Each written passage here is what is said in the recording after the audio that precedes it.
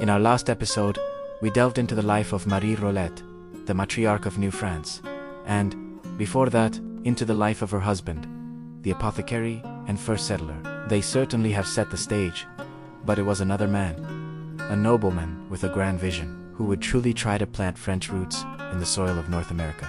Now, in episode 3 of The Point of No Return, we turn our attention to Jean de Biencourt, de Poutrincourt, the aristocrat whose dream of a thriving agricultural colony would define the early years of Poutrincourt and whose life would end in a storm of conflict. He was the visionary patron, the governor, and the central figure in France's first permanent settlement in North America, a man driven by a venture and a deep-seated desire to build a new France across the ocean. Jean de Biencourt, de Poutrincourt, born in 1557, was a product of the French aristocracy. He was granted the seigneury of Marcilly-sur-Seine in his youth and later became a distinguished military man. His valor during the tumultuous French Wars of Religion did not go unnoticed, earning him the high praise of King Henry IV himself, who reportedly called him one of the finest and most valorous men in his kingdom. This background of privileged and military prowess shaped Poutrincourt. He was not a merchant driven by profit margins, but a nobleman motivated by honor,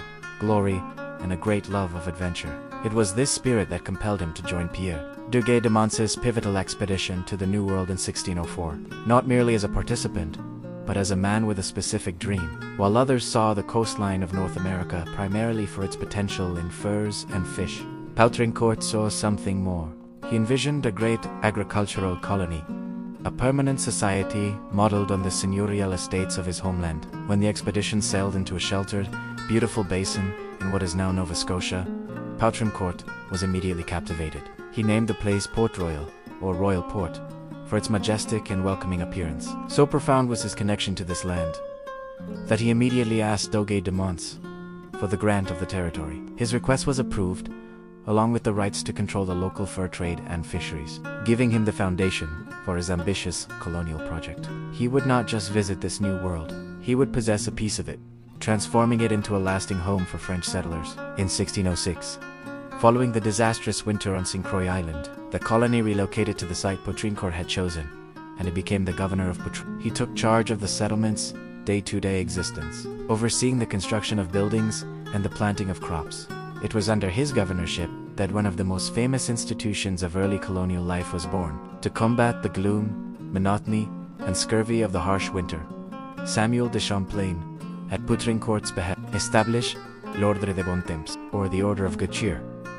This exclusive dining club brought the settlement's leading men together for festive meals, providing not only better nutrition but also a vital boost to morale. It was a testament to Poutrincourt's leadership, one that recognized that building a colony was not just about erecting walls, but also about cultivating a resilient and spirited community. However, Poutrincourt's final years were consumed by struggle and conflict, a stark contrast to the optimism of the Order of Good Cheer. His authority was challenged by the arrival of Jesuit priests, who held significant financial influence over the colony through powerful backers at the French court. The ensuing disputes over control and funding created deep divisions within the small settlement. The ultimate blow came in 1630. While Poutrincourt was away in France seeking support, an English expedition led by Samuel Argyle sailed up from Virginia and brutally attacked the undefended Port Royal, burning the settlement to the ground. Poutrincourt's dream was reduced to ashes. Defeated, he returned to France, his North American ambitions shattered. His life met a fittingly dramatic and violent end, not in the new world he sought to tame, but back in the old. In 1615, caught in a dynastic feud, he was killed during the siege of Marie-sur-Seine. His body was reportedly found pierced with many bullets. The nobleman who dreamed of building a peaceful agricultural paradise died in the familiar chaos of European warfare. A tragic end for the visionary of Acadia. If you enjoyed this video, please like and subscribe so that we can make more like this. You can find the author's book on Amazon and Audible.